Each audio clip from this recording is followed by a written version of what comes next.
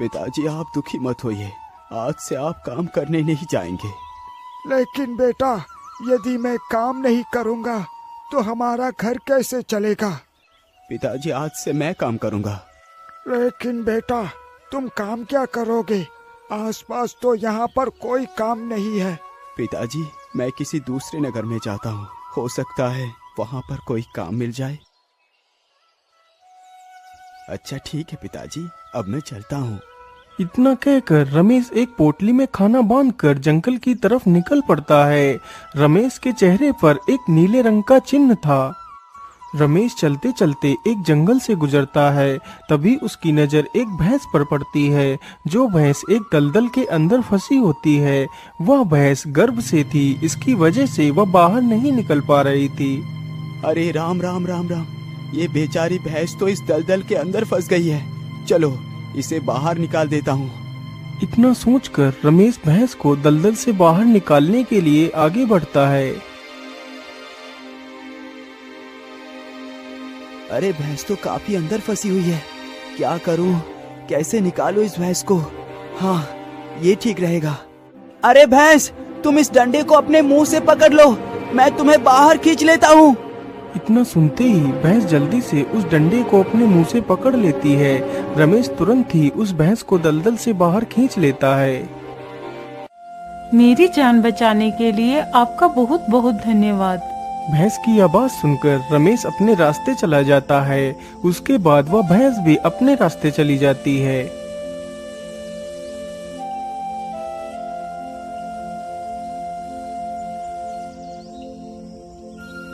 कुछ महीनों बाद ही उस भैंस ने एक बच्चे को जन्म दिया। वह बच्चा जब भी दूसरे बच्चों के पास खेलने के लिए जाता है तो वह सारे बच्चे उसे अपने साथ खेलने नहीं देते हैं।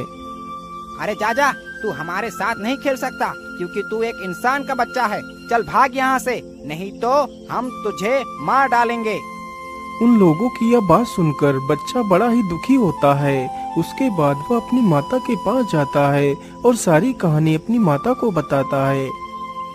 माँ, अब मैं उन लोगों के पास खेलने नहीं जाऊंगा, मुझे मेरे पिता के पास जाना है। अच्छा ठीक है बेटा, यदि ऐसी बात है तो हम तुम्हारे पिता को जरूर ढूंढेंगे। फिर वह दोनों माँ बेटे अलग अलग दिशाओं में निकल पड़ते हैं। कुछ दूर चलने के बाद एक नगर आता है। अरे वाह, यहाँ पर तो एक नगर है। मैं ऐसा करता हूँ, अपना रूप बदल लेता हूँ, उसके बाद नगर के अंदर प्रवेश करता हूँ। इतना सोचकर वह अपना रूप एक इंसानी बच्चे में बदलकर नगर के अंदर प्रवेश कर जाता है।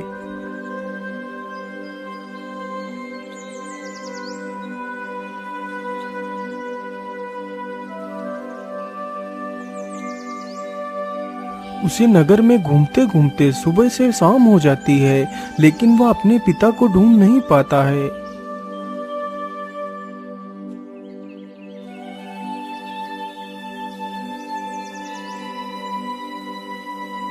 अगले ही दिन फिर से वह दोनों माँ बेटे किसी दूसरे नगर में जाते हैं और पहले की तरह ही वह दोनों भिन्न भिन्न दिशाओं में चले जाते हैं। उस दिन भी वह लड़का पूरा नगर घूमता है, लेकिन उसके पिता का कोई भी पता नहीं चल पाता है।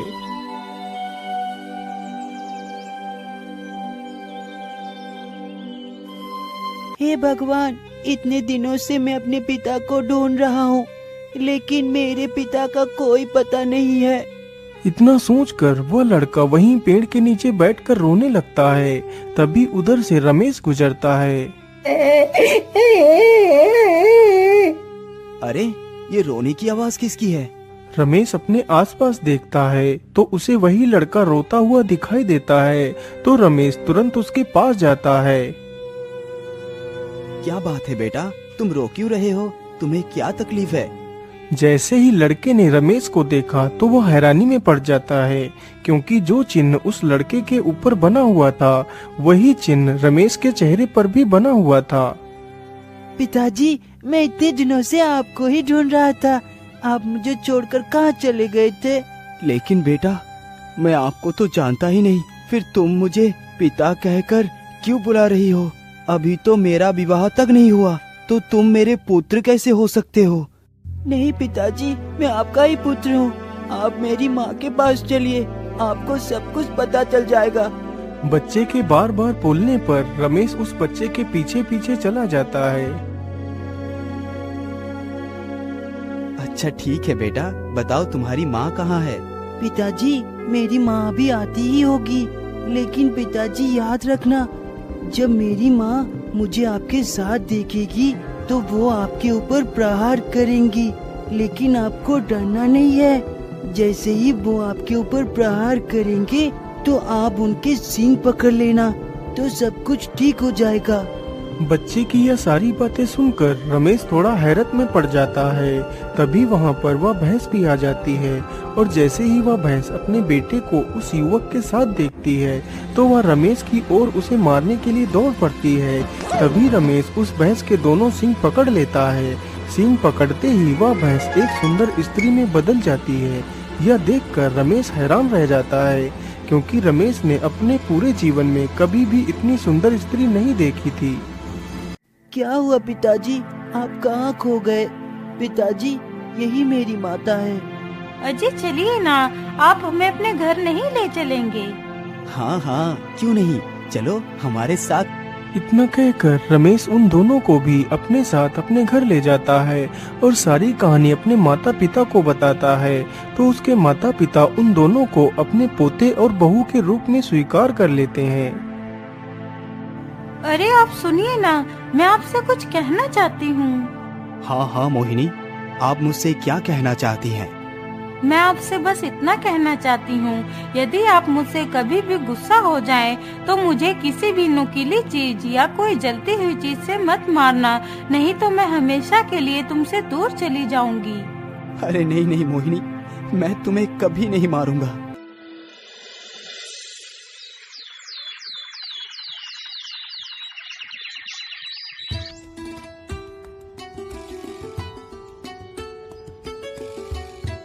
बेटा, अब तो तेरी घर बस गई है। अब हम दोनों तीर्थ यात्रा के लिए जा रहे हैं, तुम अपना ख्याल रखना।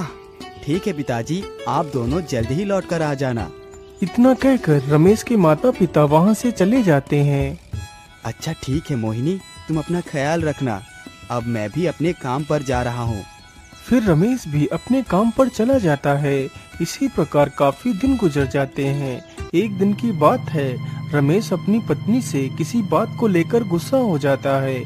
अरे दुष्ट, तू घर में पड़े पड़े क्या करती है? तू मेरे लिए एक समय का खाना भी नहीं बना सकती। रुक, आज मैं तुझे मजा चखाता हूँ। इतना कहते ही रमेश आग से जलती हुई एक लकड़ी उठाता है और उन दोनों की तरफ बढ़ता है। अरे रे रे, मैंने ये क्या किया? अरे मोहिनी, तुम कहाँ चली गई हो? भगवान, अब मैं क्या करूं? कहाँ ढूंढूं अपनी पत्नी और बच्चे को?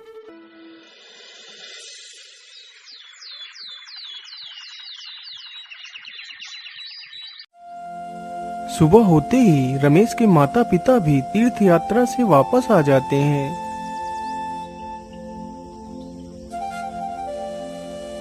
अरे बेटा, शाम कहीं नजर नहीं आ रहा और ना ही हमारी बहू नजर आ रही है। माँ, अब तुम्हारी बहू और पोता कभी लौट कर नहीं आएगी। लेकिन बेटा, हुआ क्या? आखिर वो दोनों कहाँ गए हैं? फिर रमेश सारी कहानी अपने माता पिता को बताता है। लेकिन बेटा, तुमने ऐसा क्यों किया, जबकि बहू ने तुम्हें पहले ही समझाया था कि तुम उसे किसी भी वस्तु से पीटना, लेकिन कभी उसे चलती हुई वस्तु या नुकीली वस्तु से मत मारना, नहीं तो वो हमेशा हमेशा के लिए चली जाएंगी। और तुमने वही किया। पिताजी, मैं क्या करूं? मेरी बुद्धि भ्रष्ट हो गई थी। मैंने आवेश में आकर ये गलत कदम उठा लिया। मुझे माफ कर दो पिताजी, मुझे माफ कर दो। बेटा, तुम दुखी मत हो, तुम जाकर देख आओ, हो सकता है वह दोनों तुम्हें कहीं मिल जाएं। यदि ऐसी बात है माँ, तो मैं जरूर अपनी पत्नी और बच्चे को ढूंढ कर लाऊंगा। माँ, मेरी बात ध्यान से सुनो। मैं उन दोनों को ढूंढने के लिए जा रहा हूँ, लेकिन यदि मैं वापस लौट कर ना आऊँ तो मेरा हाल खबर लेने के लिए मिटवोली को भेज देना। और मिटवोली मेरी कोई भी चीज उठा कर लाएगी तो तुम उसे एक जगह पर रख देना और उसके पास एक दीपक जलाकर रख देना और 3 बार बोलना, ए नीले निशान वाले आदमी, ये दीपक तेरे लिए ही जल रहा है। इतना बोलकर रमेश जंगल की तरफ निकल पड़ता है।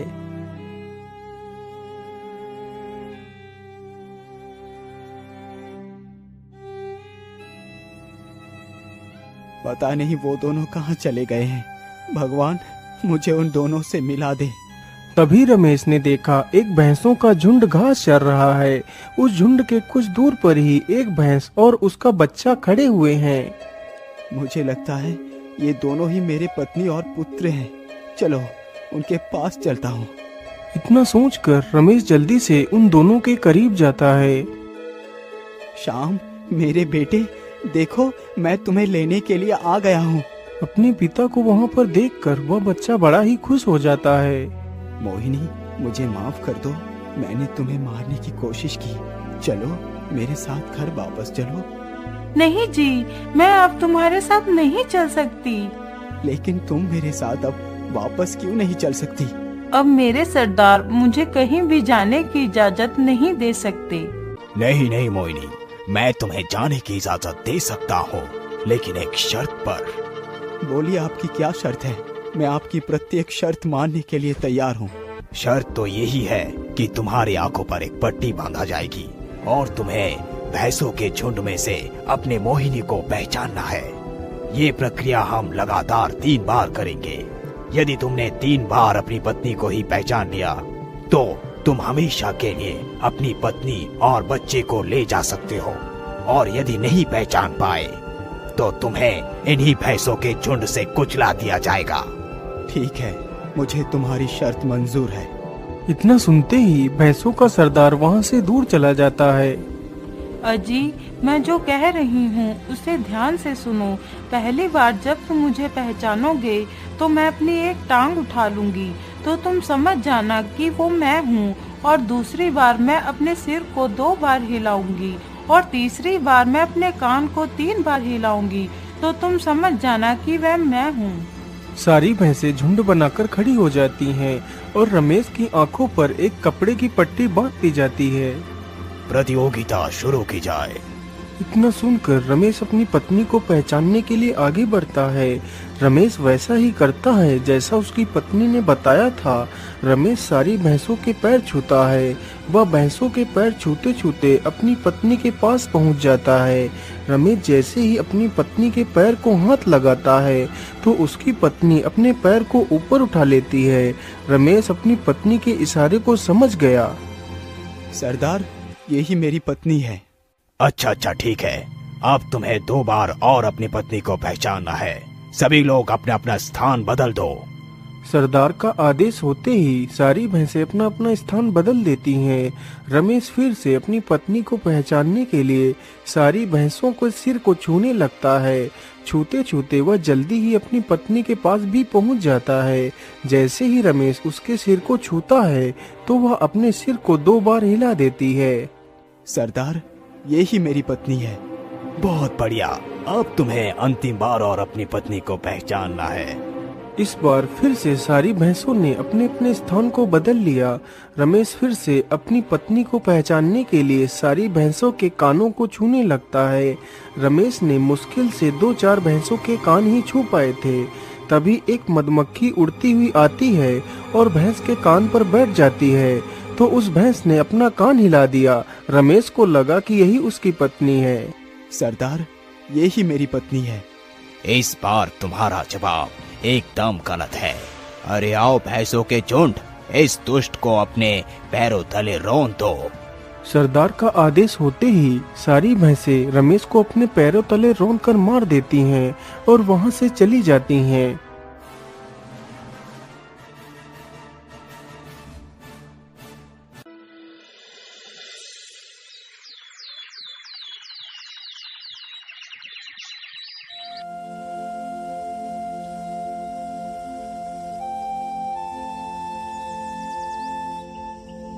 रमेश को गए हुए काफी दिन गुजर जाते हैं। जब रमेश लौटकर वापस घर नहीं आया तो उसके माता पिता को रमेश की चिंता हुई। अरे भाग्यवान, रमेश को तो गए हुए काफी दिन हो गए हैं, लेकिन अभी तक उसका कोई पता नहीं है। वो लौटकर क्यों नहीं आया? कहीं वो किसी मुसीबत में तो नहीं फंस गया? हाँ जी, आप एकदम ठीक कहते हैं। हमारा बेटा जरूर किसी मुसीबत में फंस गया होगा। अरे मिठ बोली, तुम जाओ और रमेश का पता लगा कर आओ। यदि रमेश की कोई वस्तु भी मिल जाए तो उसे हमारे पास ले आना। इतना सुनकर मिठबोली चिड़िया वहाँ से निकल पड़ती है।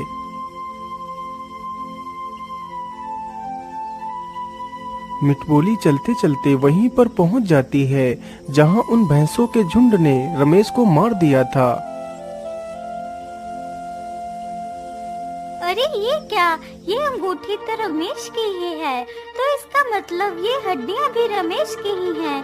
चलो मैं ऐसा करती हूँ, जल्दी से ये अंगूठी और इसमें से एक हड्डी उठा कर ले जाती हूँ।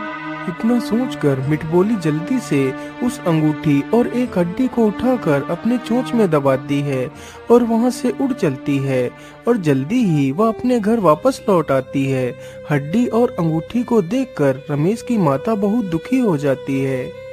भाग्यवान, ये समय आंसू बहाने का नहीं है। जैसा हमारे बेटे ने कहा था, हमें वैसा ही करना चाहिए। वह दोनों जल्दी से रमेश की अंगूठी तथा उसकी हड्डी को जमीन पर रखते हैं और उसके पास एक दीपक जलाकर रख देते हैं। ए नीले निशान वाले आदमी, यह दीपक तुम्हारे लिए ही जल रहा है।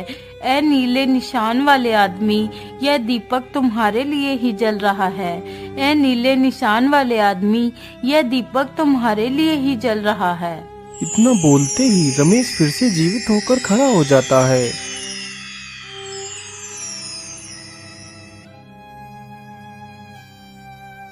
माँ, मुझे माफ कर दो।